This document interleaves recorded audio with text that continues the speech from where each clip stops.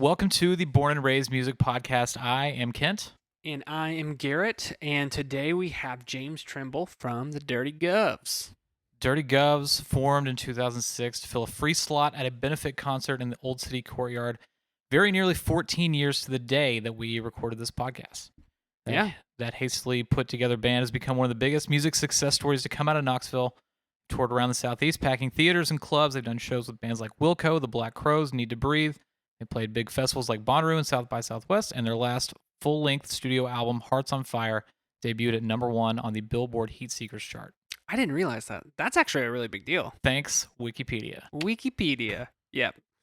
Yeah, we might. We're podcasters, guys. We did it, guys. We did it. We podcasted. And we became friends with James this past summer as we started to dream together about what a new music festival might look like in Knoxville. And got to know him through that process. If you haven't heard about it, Southern Skies Music Festival is coming to you 2021. Yeah, eventually at some time. Yeah. But no, this was a really great podcast because James is an incredible musician, but also just a super sharp marketer and a businessman, and just has plenty of really great ideas that he was gracious enough to share with us. We talk about a lot of the business side of things with James, and there's some really good information in there, but he mentioned something in the middle that's really, really important that should kind of be the footnote of every episode that we do, which is that marketing and being your own band manager and like promotion, all that stuff can help, but none of it is really relevant if your music's not good. Yeah, song is king. We say that, and we'll probably say it again. We'll say it many, many times. But as far as the business side of things goes, a lot of great information in there. We talk a lot about audience engagement, and I think it's important to kind of define what that is because it's become something of a buzzword in marketing over the years. So the textbook definition is just like being involved with something. For bands, what that means is that you get people to react or respond to your music, to your content, to your social media. You keep them interested. Yeah, and they do a great job of it in many different ways, whether it's across social media and their engagement on different platforms, or just their relationships they build with their live show. Yeah, and the through line of all of this is the how of it is basically just hard work and putting a lot of thought into how to treat your fans well and give them what they want, basically. Yeah, just care. Yeah, and the reason it's important is things like brand loyalty. You can turn listeners of your music into ambassadors of your band. They wear your t-shirt, they put their sticker on your car. It's easier to get them to do calls to action, like buy a ticket to your show or something like that. And it keeps them connected with you. So if you put out one record a year, or if you're like the Guvs, you put out one record about every 6 years. Yeah. You need something kind of in the meantime to stay relevant with your listeners. Yeah. Well, we're really excited about hearing this from James. So I think it's time to jump into it. What do you say? Yeah, let's go. All right.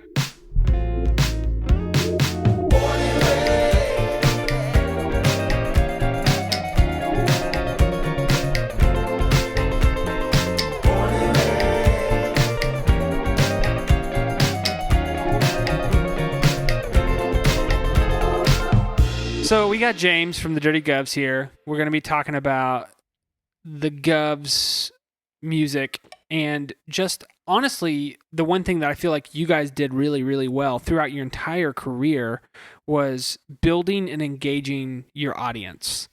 You were able to very organically build and accumulate a lot of fans quickly.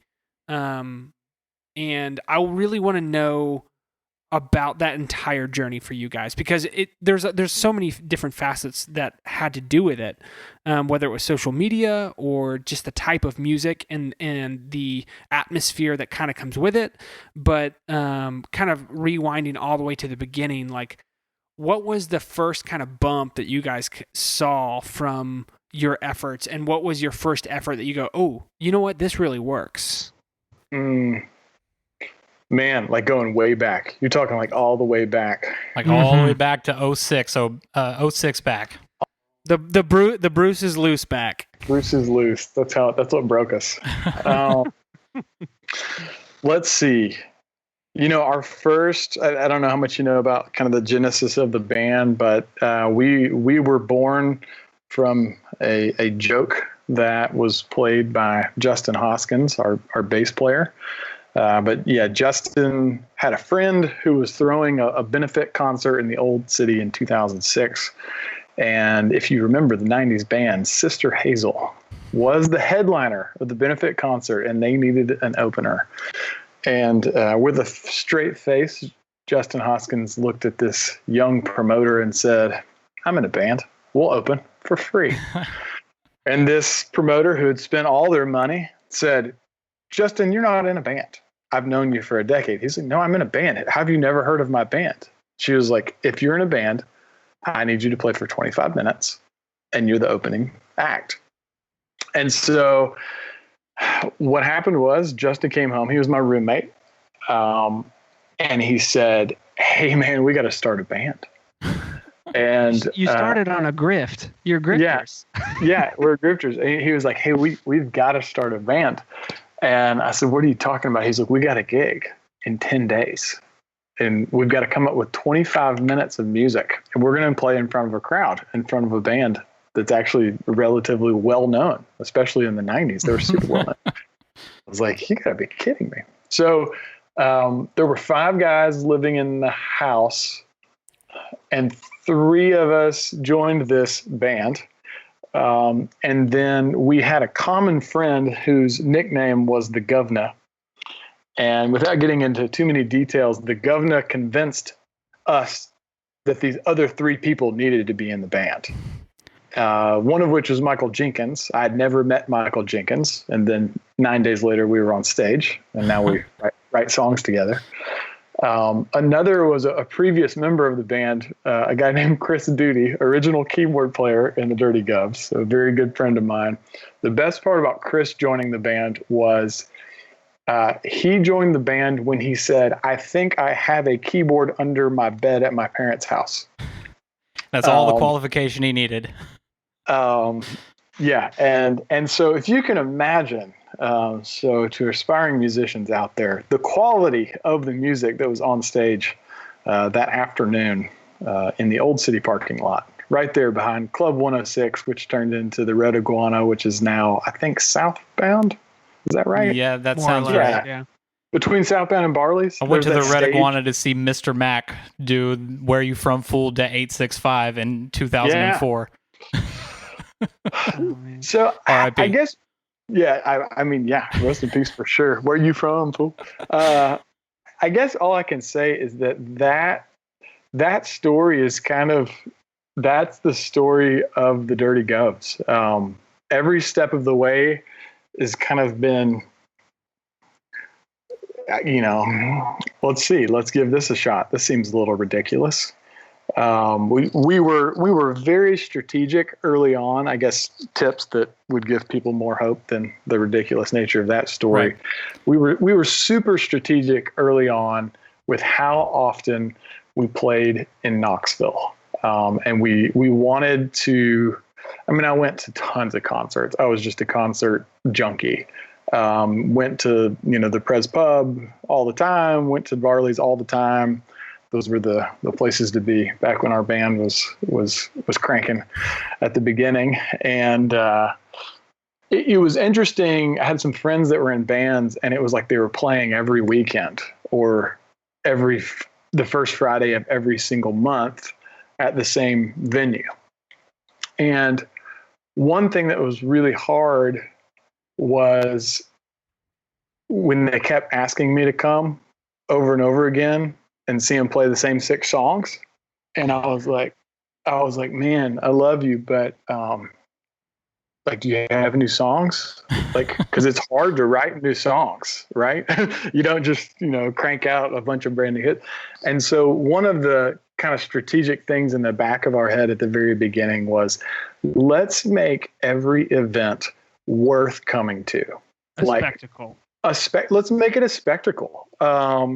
Early on, I mean, we did things like, this is crazy, but early on, we would do things like buy 12 dozen roses and put them on the front of the stage, which those aren't cheap. Sure. We would put them up there as decoration, and then we would give them out to people in the audience, during the first 2 songs. I'm talking at a bar. We would do that.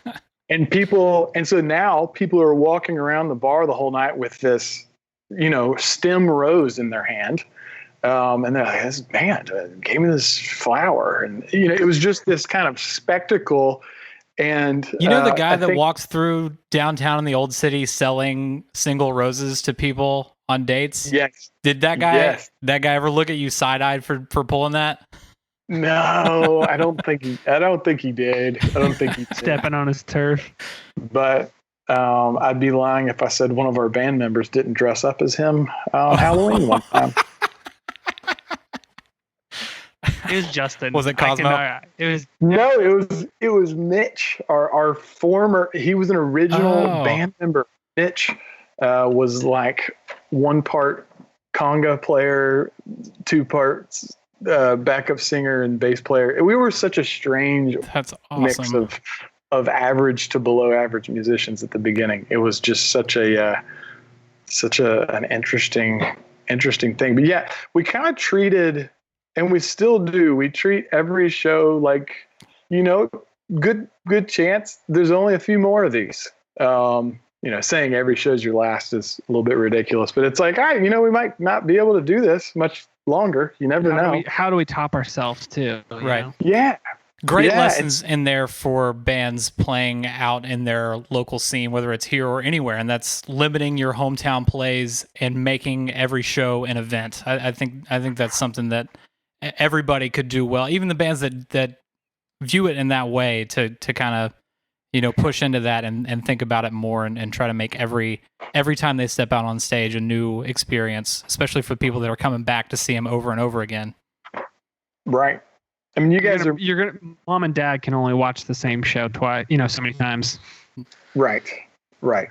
And it's just hard. It's hard. I mean, for us, it was a lot of spectacle and marketing while we were learning how to write songs and perform them. It takes a long time to kind of get comfortable in your own skin on stage. And so, I think for me, this was the first time I'd been a singer. And so I was, I grew up singing at church in middle school, choir, things like that. But let's just say I was never asked to be the soloist, and I never wanted to be the soloist. And so the way that all kind of came together was just, this is also just kind of funny. It's funny because I've never really told all these stories in a long time, but it was, so we get this band together at the beginning, band quote, and everybody's got an acoustic guitar. It's like, well, that's not going to work. And so we're trying to figure out like, what's everybody going to play? And it's like, well, I don't know. And we look around and literally, I was by far the worst guitar player in the group. And so everybody just said, you just be the singer because we don't think we want you playing guitar. You were chosen as singer by your ability to play guitar. And what's so funny about that to me is that like, I really admire your voice. You have a really like unique voice. It's a really great like timbre and tone. And the fact that like, they were like, just let James be the vocalist. It's like, are you sure? Because he has an amazing voice. Maybe we should choose him because he's awesome. I appreciate the compliments, but I'll tell you that I think it took a while. It was just a lot of shouting for the first 2 or 3 years. I think it was just me on stage, just kind of shouting and doing as many, kind of wannabe, Greg Allman, howls as possible. But we played lots of cover songs early on. But here's the other thing. We were this is what cracks people up when I thought we were so dedicated to writing original music, even if it was crap. Like in that first 10 days, we learned, I think, 4 classic rock covers, and we wrote 3 songs, and they're embarrassing. They're embarrassingly bad. But we got up and we played them in front of people, and mostly we just didn't know what we were doing. That's like being thrown into the deep end to learn how to swim. Like 3 songs in 10 days for a brand new band, some of whom have never even met each other, is, I mean, that's a big ask. Well, writing 3 songs in 10 days is a lot to ask. On top of the fact that you had to rehearse them and perform them, but like I don't know. So you guys cut your teeth. You learned a lot through those first shows, and then, I mean, you kind of look. I know there was a lot of story in between, but like you kind of look fast forward. I feel like you guys have this massive following. Like, how did you get there? Like beyond just consistency and building those followers through some Pres Pub plays, but like what was really the gasoline in that formula for you guys? I think it was our live show.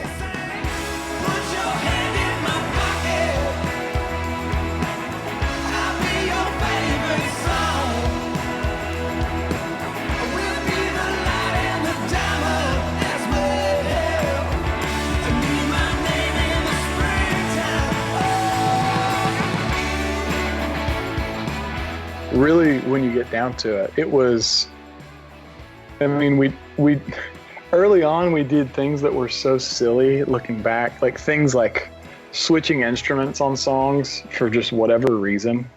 And it was just something that engaged the audience, right? Sure. We were the furthest thing from superior talent, and we still are. And we were also a very far cry from, I mean, we wanted to throw like a party, Yeah. I mean, that was really important to us. Cause bands that I loved, like the 60s and 70s bands, they were all about this kind of festival party atmosphere. And so early on, that was what we wanted to celebrate. And so we were always trying to get other musicians on stage with us. And we were always trying to, do things on a whim. We would have a set list, but then we'd, right during the encore, we'd be like, well, let's just play 4 songs instead of 1. Just screw it. Right.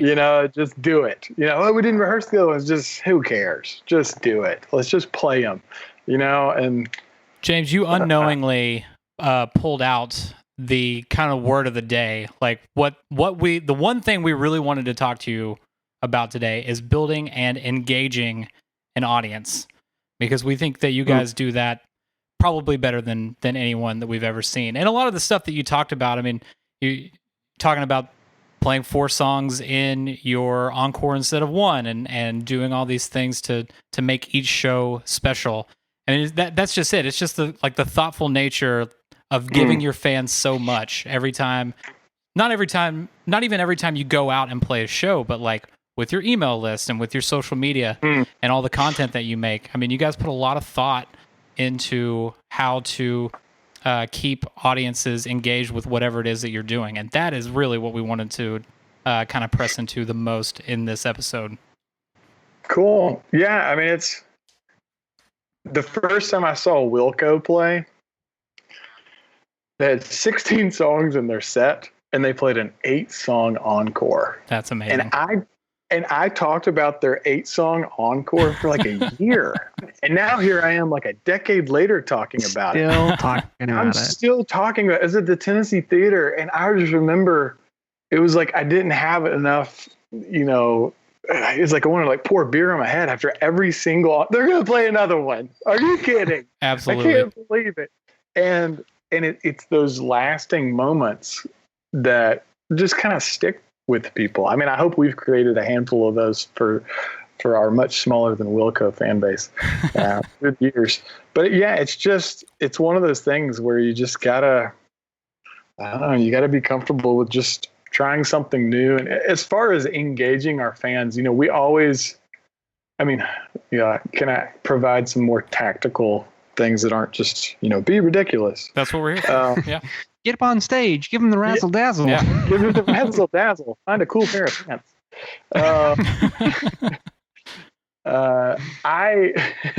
Cool pairs of pants are cool, or they're important. They are important. I got those. Cool boots. I wore cowboy boots. I don't wear cowboy boots in real life, but when I get on stage, I'm wearing cowboy boots. It's just how it goes.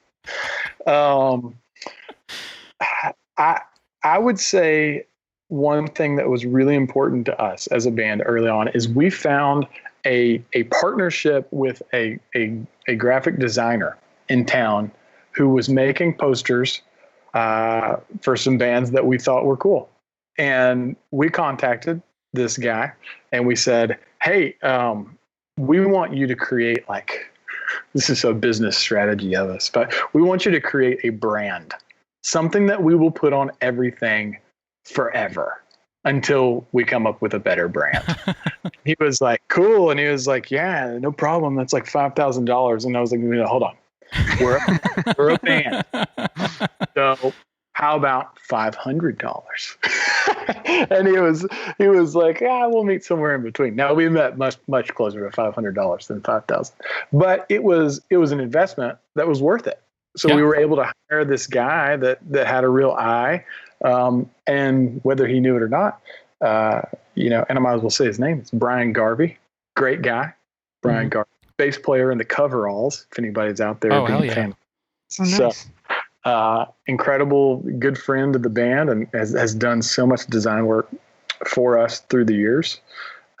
He actually the new cover for Revival, our upcoming album. Did he do that? He did that. Yeah. I like that. Yeah. He did that. Yeah. Great guy. I guess, we spent money on branding early on. We,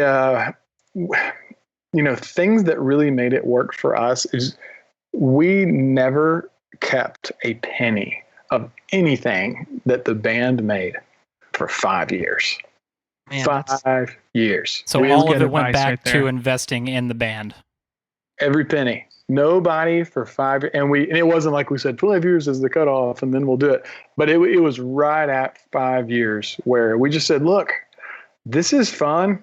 And we kind of just told everybody in the band, like, if you want to keep doing this, you got to get other jobs. And you got to know whether we make $100 or $1,000 or whatever we make, it's going right back in. Because we're going to spend it on roses at the Bijou Theater to throw out in the audience, or we're going to spend it on recording. We're going to spend an extra $1,000 on mastering just so that when we release that album that we can say it was mastered by that guy that we think people have heard of. Is he any better than the guy that's a little cheaper? Survey says, I don't know. But from a marketing perspective, it always gives you something to talk about. It allows you to punch above your weight class a little bit.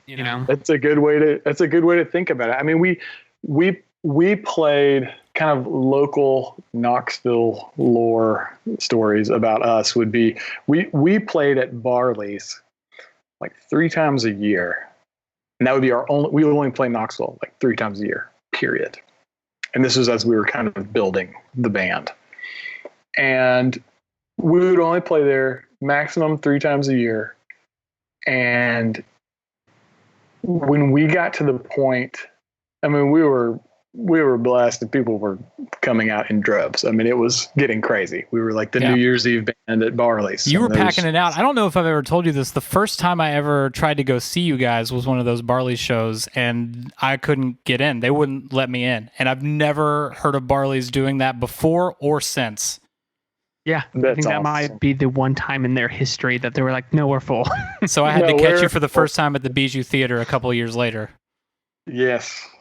Well, and we went from the Bijou from Barley's, because we were doing like $5 cover shows, and it was getting to the point where like 500 and 600 people were coming to Barley's, and it was just bonkers, and it was just the sweatiest sweat fest you can imagine.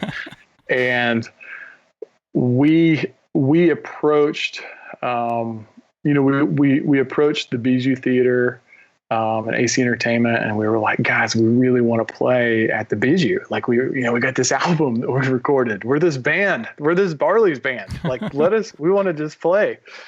And I think it was one of those things where we it was almost like the story is like they didn't really believe it or something. Right. And we were like, wait, no, but for real, like, can we just do like a $10 ticket? Now, we didn't have any understanding into the mechanics of how a deal like works. what a house nut is, and like we had no clue. The expenses involved. Sure.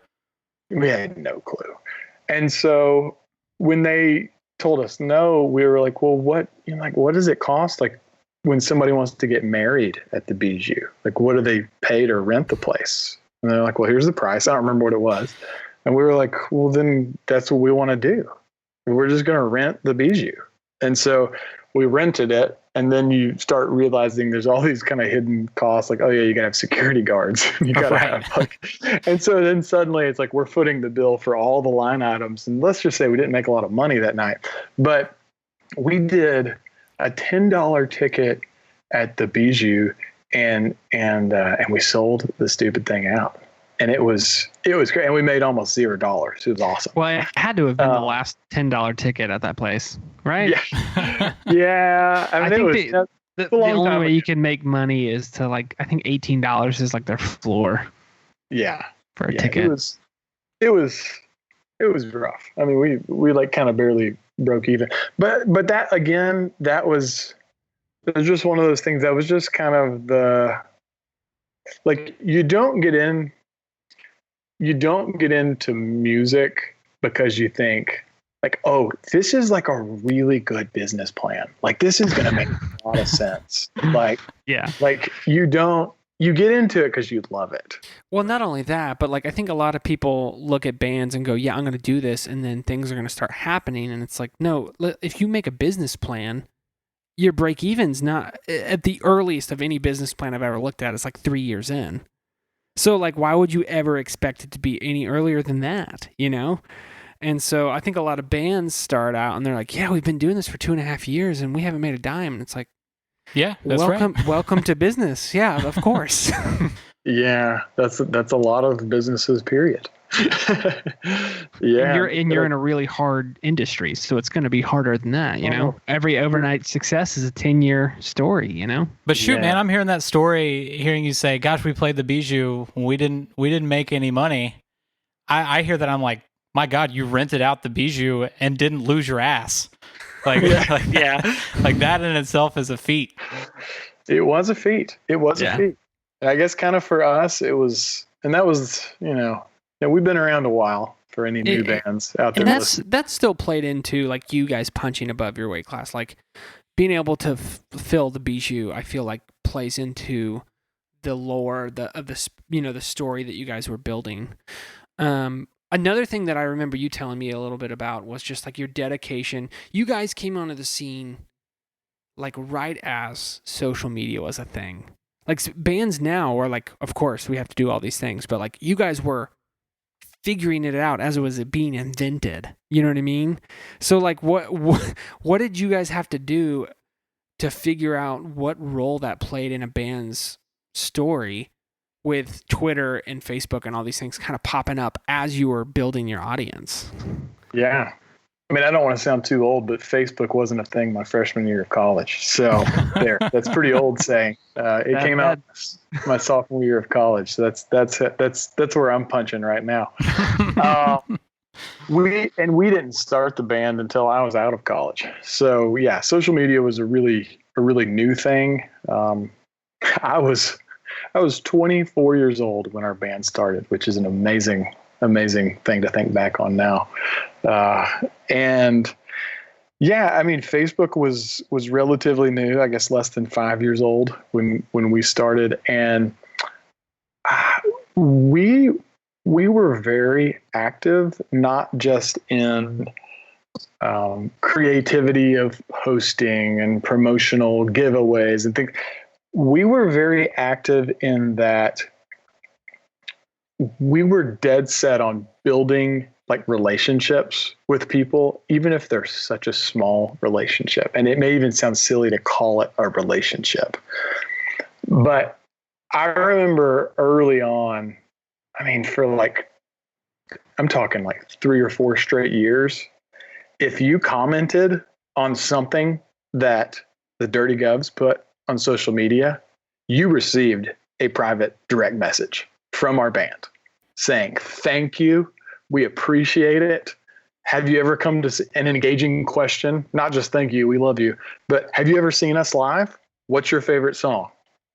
Something Amazing. like that in like a direct message. And if you want to talk about something that will blow a music fan's mind, is 1 in 20 of those people that we would message were like, wait, no, I am a fan. I actually do like you. And I can't believe you just sent me a message. And my whole week is now amazing because you did that. Now, the other 19 were people like, dude, I saw you in a bar and you're okay. Like, no. But for the one person that you created that kind of moment with, and we would have, again, it sounds like so businessy. It's almost like we would create these like drip campaigns of engagement before drip campaigns were a thing. Like it would be like we would reach out, like, thank you so much for contacting us. Like, have you ever seen us live? Like, what's your favorite song? Like, if they responded to that, then like we're probably sending them like a sticker in the mail for sure for free. I mean, maybe depending on their enthusiasm, there's a chance they might get a t-shirt for free in the mail. And is that ridiculous? Yeah, but you can kind of gauge a person's level of ridiculousness when it comes to their fandom. And one of the big things that we would kind of, I mean, this sounds silly, but one of the big things we would give away early on is we would give away stickers, and then we would give away koozies at shows. And a lot of them would just end up on the ground and people didn't take them home. But if you think about this, from like a marketing perspective, if someone has decided to spend their Friday night with you, and then as they walk in the door, you give them something for free, you've created a memory that is outside of how good your song is. Because they might have just showed up to that bar with their girlfriend, and their girlfriend thinks the keyboard player is cute, or they heard that we rock. And all of that is really thin when it comes to creating a relationship, because it's all passing. How many cute keyboard players and lead singers and bands that cover the Rolling Stones are there? A million. Fleeting. But very fleeting. But how can you create that moment? And I'm not saying everybody out there needs to give koozies away at the door, but they are only about 50 cents. Yeah, as far as promotional so tchotchke really go, big of a cost. hard to beat koozies. Yeah. But it was just the thing of like, how can we, and then as social media was a thing. I mean, people would start like taking pictures of like the stickers that we sent them that they put on their car, they put on their laptop case, or the koozie that they're holding at the beach. And that was, I mean, I think that kind of thing, it works. Now, I mean, of course it does. That approach has a two-pronged effect. And one is like, holy crap, this band that I really like actually took the time to send me something in the mail. Like that. And that's kind of the whole theme of this conversation of audience engagement. It's not like some kind of marketing tactic in the sense that like, you're like, I'm going to send them a sticker and then I'm going to get them because they're going to buy all my records. No, it's like a genuine. They're on the hook. You guys are working your ass off to show your appreciation for these people that are coming out and spending their money to go see you play live, and that has impact. And the second part of that is like, if you're sending them stuff with your branding on it, stickers or koozies, like they take it out somewhere, they put their sticker on their car, and there's your brand going out all over town. Like that is so incredibly smart, and I'm so glad that.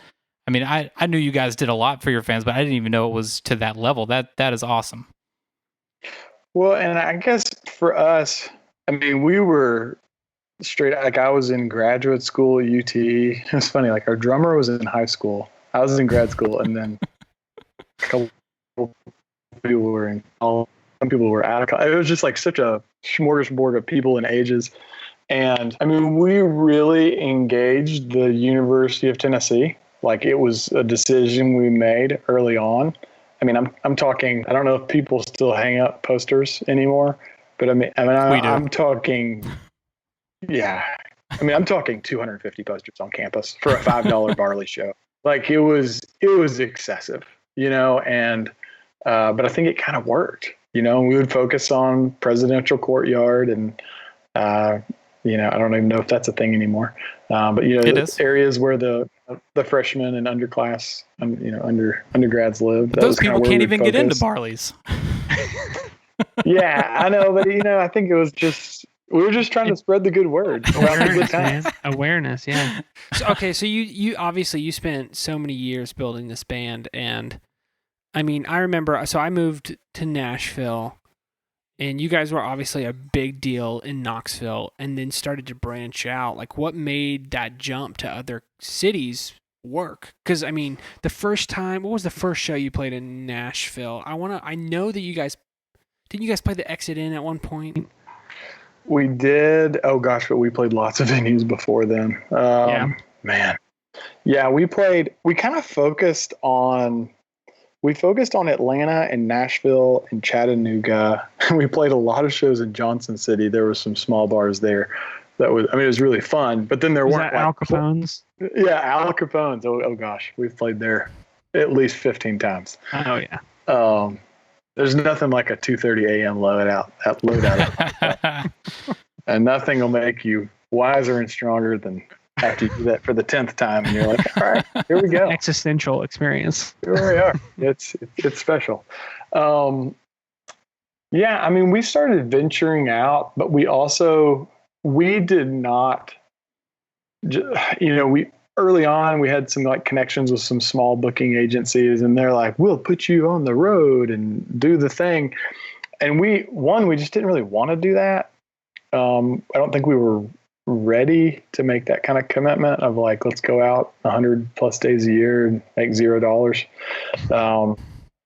But I do think, for us, it was much more focused on let's get better at writing songs and let's get better at putting on a great live show. 'Cause that's what people spend money on is the live show. And let's make it count. And I say all these kind of marketing and like businessy strategy things, but the truth is in music, the product is the song. Song's king. Yeah, the song is king. And so it doesn't, if anybody was like listening to this and they're like, golly, I gotta like take a marketing class and like buy a bunch of stickers and stuff, that can help. But there's like an old phrase, like nobody ever got rich off of coupons. Like you can get really good at coupons, but you're not going to like attain like the wealth you desire, or like you're not going to like get so good at coupons that suddenly you bought a new car. Like it's never going to do that. Like you're going to save money on your groceries and you might get a cool something. But I kind of use that as a metaphor of like, your marketing will help you in a big way, but if there's not a product behind it, then, and I think for us, our product was more focused on the live show early on. That was what was clicking. And we had a handful of songs that were clicking. Any band that gets really big, the reason it's not because of their marketing. It's because they had a really good song or a collection of songs. Yeah. As we do all these podcasts on how to help like musicians on the business side of their music, I feel like we should have a caveat in every episode of like, hey, none of this is going to work unless you have good songs. unless you're good at playing music, like all of this is basically irrelevant. All of it is just a multiplier to the original variable. And if the original variable, being music isn't a big number, it won't matter what those other numbers are. You know what I mean? Because, it really comes back to that original note, which is the song. And if you have great music, then obviously a great marketing plan is going to make it even more successful. It'll have an exponential effect on it. But an exponential effect on zero is still zero. It's zero. Right. Yeah, it is zero. And I think too, like when I think back on like the musical journeys that we've been on, if there was one thing, so to not talk so much kind of strategy and to really think more about like the artistic side of it all. And maybe you'll want to talk more strategy. I mean, I'm fine talking whatever, but on the artistic side of it all, the moments when we grew the most was when we weren't striving, like meaning like our fan base grew the most. It was when artistically we were just doing things that we genuinely loved. Like we genuinely love the Rolling Stones and the Allman Brothers and the Black Crowes. Like I genuinely love that. Some people are like, oh yeah, that's cool. Like at parties and stuff. Like I genuinely love that music. That is what I genuinely love. And whereas lots of people might be chasing kind of the next hip thing, loving that was truly not hip when our band was starting. It wasn't like, oh, everybody's into that. And what's funny is, I can use this not metaphor, but this example. So there was the Kings of Leon was this huge phenomenon. And we were like, well, they're Southern guys that like Southern rock. Now they're way edgier than we were. But they kind of went in this more kind of pop arena, a rock sound for a while. Maybe they're still there. I'm not sure. Yeah, they really polished up their sound. And we tried to do that and we sucked at it. Like we sucked at it, like so bad. And what was funny was like we put out an album and the album's called Somewhere Beneath These Southern Skies, and it had 14 songs on it, way too many songs for an album. And they were all long, just way too long of an album, period. And about half of those songs was us, in my mind, trying to kind of blend in with this thing that the Kings of Leon and a few other bands were kind of doing, this kind of like Southern meets modern. And it was not what we were best at. Like really, when you get down to it, we're a band that's better at Southern rock, good time, feel good music. That old time rock and roll. And what's hilarious is like track 10, I think, on that album is the song Fairlane, which is by far our most popular song.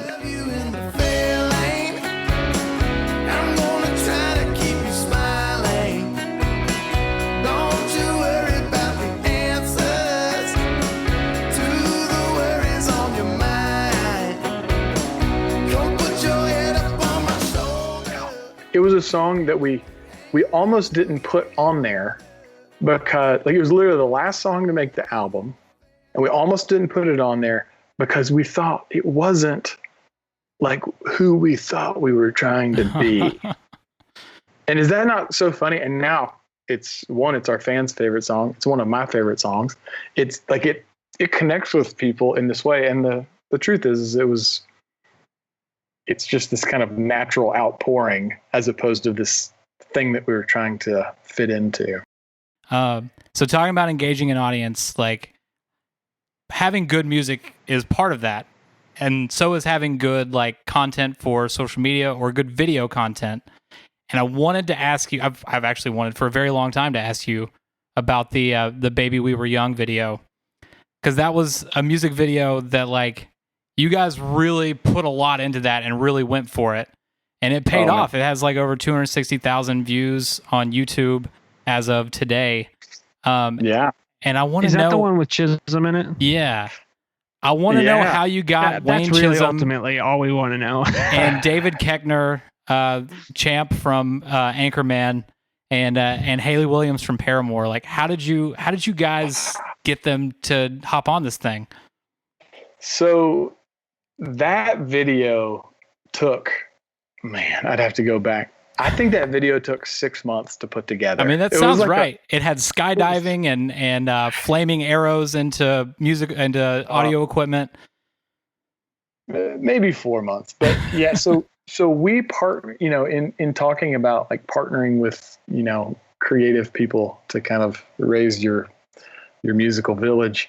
We partnered with a guy named Scott Murphy very early on, and he had a company that he was building called Badland Pictures. Is the name of it. He's actually out in California now. He's big time. He's Hollywood Murphy. Really talented filmmaker.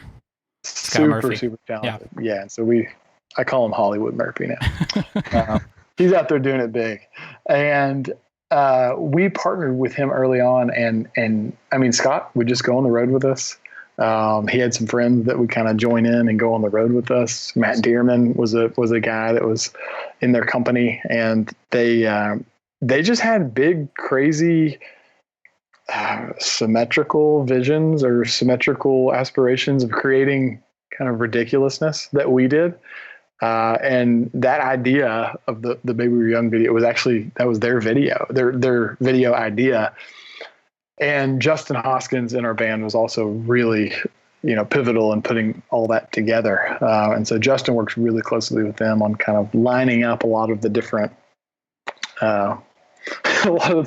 scenes. But yeah, stuff like David Koechner.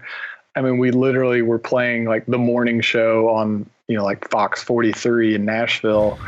And it was like Koechner was at Zany's that night, and he was in there doing his morning spot. That's amazing. His comedy show. And we just walked up to him. We were just like, "Hey man, you want to do something awesome?" And he was just like, "Sure, let's try something awesome. What are you talking about?" Why don't you dirty boys do the following? Destroy a bunch of your equipment, and then for the grand finale, take a flaming arrow, draw it back on the bow, and let it go into an amp. Challenge. A friend of mine was a roadie with the band Paramore, and worked with them for like 5 years in his early 20s. And you literally threw up everything against the wall, and you're like, let's just try it. Let's just see what they say. What are they going to say? No? Let's just see. It was ridiculous. The Bristol Motor Speedway. So we drove our van on Bristol Motor Speedway, which is ridiculous. That's right. That's crazy. It's ridiculous. That's actually the most ridiculous thing for people that are like NASCAR fans, which I'm not. Sorry if anybody is. I'm just not really. But for people that are NASCAR fans, one day you will be. One day I will be. But for people that are like hardcore fans, it's literally like they're like you met like the Pope. Or like you met like the president, like you met Mick Jagger, when you drove on that, like you don't even realize you drove on the freaking Bristol Motor Speedway. And that all happened because we played a lot of late night shows at Capone's in Johnson City. And this guy that would come to those shows, he worked for Bristol Motor Speedway. But yeah, that's we threw it all on the wall. I mean, when we were looking for kind of ridiculous things. You had Chisholm in it, but did you guys? The one thing did you have any Nealand in it? I can't remember. That one didn't. No. Man. No. How did you get to avoid being one of the ones that had to be dunked on by Wayne Chisholm? Hi, I'm Wayne, and I want to challenge the Dirty Guvs to a basketball game. If you accept the challenge. I was out of town that day. The day when Chisholm was available, I was out of town. I was watching that video earlier today, and I was like, God, poor Hoskins, man. He just had to deal with Chisholm just relentlessly dunking on him for this video. Hoskins is just one of the whitest guys in the world. Just kidding. He's a man. Sandwich stuff down his face. Well, I believe if you go back, so we have 3 redheads in our band, which is a super rare phenomenon, to have 3. We were 3 of 6 of our band having red hair is already, it's a rarity. But to go 3 for 6 with red hair, it's a big deal. And so I think what we did in that scene, if you go back and watch, we figured large, talented African-American basketball player, male, who we all love. Let's put our 3 white, redheaded guys on the court with them and see what happens. And so, there's some deep symbolism here going on about athleticism. And it was almost like, what's the funniest scene? Like, put the 3 really white guys can jump, right? Just basically your Woody Harrelsons of the group. Yeah. Oh, man. Man, obviously Kent and I both are huge UT fans and huge Chisholm fans. That was one of the things that we just were like, gosh, these guys must be the biggest deal. They know Wayne Chisholm. Chisholm's, like attracts like. Chisholm is a very ridiculous human. When you get to know him in person, he's hilarious. He's like wearing flower hats like in public and like all these ridiculous clothes, and he's just a funny guy. We would New Year's Eve, I think it was 3 years in a row, we just brought him on stage with us, and he would just kind of do one of these, just kind of just dancing in the background. And he's a great guy. I was in college the same time as him, and he and I had a lot of really funny run-ins. I saw him one time during finals. Somebody started a dance party, and he was walking through Hodges Library, and when it was like somebody was like, let's start a dance party in the library during finals, and he walked in and just like was holding books and just like threw them up in the air and goes, fuck this shit, and just started dancing with everybody. He's a man. Oh man. From the same fabric. He liked ridiculousness. That's awesome. So. Yeah. You guys too. You guys do as well. I mean, you guys are, y'all like. We like a spectacle. We can like be a good goofballs spectacle. with the best of them. Well, I know it's already we've eaten up more than time than we have, but I want one of the things I want to talk about is obviously we've been working together on a festival, and I would love to hear from your perspective, kind of like as a band, what drew you to that, and then what are you most looking forward to in that, like where just the story of that a little bit. Yeah. Is it still canceled, or are we going to try to pull it off still? Yeah, everybody, if you're listening, 2 weeks from now. God. Great time.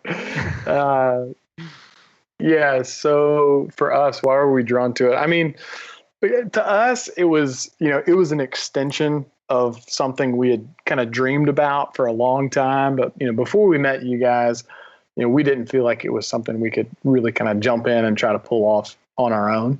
It takes a village to kind of raise some of these bigger ideas up. And, for us, it just feels like, to me, it feels like Knoxville needs a festival that is just all about a really good time, music that is not too esoteric, that can be accessible by many. And maybe that's just me speaking from the brand of who we are. And I just love the idea of a festival taking place in World's Fair Park. It just brings me so much happiness. Like, I know that there were early days of like the Smoky Mountain Jam and Ashley Katz, the early days of AC Entertainment, bringing like widespread panic. Hot summer nights. I mean, bringing widespread panic and like the Counting Crows and like the Wallflowers. Now, these are all the bands from the 90s that, I still love. But those types of bands that kind of create more of a festival atmosphere, that's just what we've always wanted to do. So we were really excited when you guys were like, hey, we've been kind of dreaming up something similar, and we'd love to look at like a World's Fair Park. So I mean, it's coming in May 2021. Yeah, if anyone's out there being like, hey, live entertainment sounds like really like risk adverse kind of investment. We thought we planned for everything, and no one saw this coming, but I'm excited to have someone like Dogwood Arts involved, because we're able to push forward, and I think in any other scenario we'd be dead in the water, and just because they believe in the idea, they're like, yeah, no, we get it, let's keep doing it, So I'm 2021, I'm excited that it's going to happen. But so you guys you're going to record this record. You still pushing for the fall? We honestly, we're not even ready to say kind of like a date. Yeah. Because the truth is we had, we wanted to release this music and then do this festival, and then we had 7 or 8 other shows that were on the books. Lord knows if we play any of the other shows this year. And so kind of, to me, it's kind of a wait and see as far as what venues are going to do for the rest of the year. I mean, I would like to finish the music this summer. I don't want to wait too long. I mean, it's there's a handful of songs that are pretty much done. So we have thought through some strategies of kind of this like super slow rollout. What if we just got a few of them, mixed and mastered and released those? But it's almost strategically, it would be good to have the whole pie baked and then just serve the pieces, as opposed to like, I don't know, here's a piece that I baked. What do you think about this? If it's good, I'll make the rest. Yeah. If it's good, then maybe we'll make the other half of the pie. Yeah, I don't. Yeah. We would rather finish the pie first and then serve up the pieces, but we'll see what happens. I don't know. I know that Kent and I are both really excited to see what you guys put out. I mean, I don't want to put more pressure than there might already be, but I mean, you guys have put out some great music in the past and put on some phenomenal shows. My very first Rhythm and Blooms was the Dirty Guvs Rhythm and Blooms. Oh my, that's awesome! And that was an amazing show. It was, and it was such a good like welcome party for me back to Knoxville, because I was in Nashville for so long that like just being like, oh man, I forgot Knoxville's amazing, and you guys helped kind of do that for me. Well, that's cool. I think one thing that we would hope is, whether people like our music or not, I hope that people know that we love Knoxville. I mean, we start and end every concert with "We're the Dirty Guv'nahs and we're from Knoxville, Tennessee." That's awesome. That's the first thing we say on stage, and that's the last thing we say when we leave the stage. I make sure of it, and hopefully that makes a small mark for Knoxville. That's. Now, truth is, we're going to need to write some better songs, guys, if we want to get much bigger. That's the takeaway here. Don't get too focused on your marketing. Focus on your craft. Yeah. James, thanks so much, man. Yeah, thanks for your time, dude. We really appreciate it. Yeah. Hey, hopefully there were some nuggets of something. Oh yeah, there was all kinds of good stuff in here, for sure. And we just can't wait for live music to come back, because your band puts on one of the best live shows, and we're excited about seeing that. So we had our calendar marked for May, and now we've got to wait more months, and so we're excited. We're excited about having that back. We're good. Well, we're ready. Yay. It's gonna make us all stronger. That's something Cosmo would say if he was on here. It'll make us stronger. Sometimes we have artists on, we always play out. Is there a song that you want us to play out with from you guys? Maybe Baby We Were Young. Baby We Were Young, or you want to go old school and go Blue Rose Stroll? That one's old school. That is old school. I don't know, or maybe Morning Light. That one kind of makes. Ooh, that's a good one. That one's my favorite. We'll play out with that one. That makes for a good kind of play out. It's got like high energy. Yeah. So. All right, man. Well, thanks again. All right. Talk to y'all soon. Be well. Yeah.